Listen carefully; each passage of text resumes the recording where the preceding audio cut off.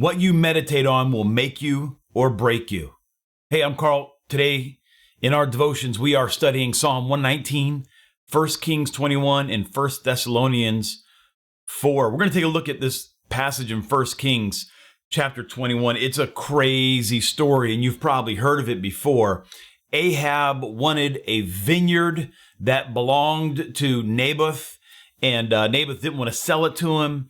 And so he told his wife Jezebel, man, he didn't want to sell me his vineyard. Now, normally, just someone not wanting to sell you their vineyard is not something that gets you down. But Ahab had a word from Elijah that he was not going to have an inheritance because of his wickedness.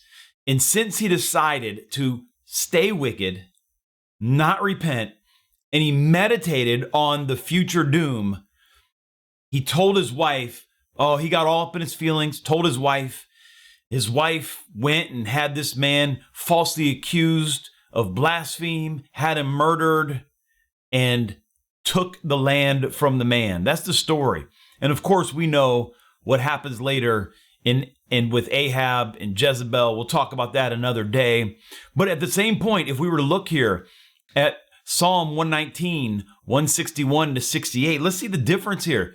The psalmist, he looked at things a little differently. He says here in verse 166, I hope for your salvation. Now, salvation in the Old Covenant is different than how we look at it in the New Covenant.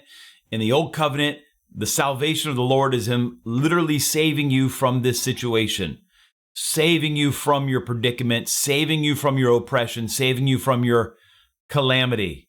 We believe often as it's a spiritual thing and the next life, but they are talking about now. I need some help right now. He says, I hope for your salvation, O Lord, and do your commandments. All right, you catch that. Unlike Ahab, he continued following God. I'm hoping for your salvation. Therefore, I'm meditating on who God is, how He's revealed His way to me. I'm meditating on that. My soul keeps your testimonies, and I love them exceedingly. I keep your precepts and your testimonies, for all my ways are before you.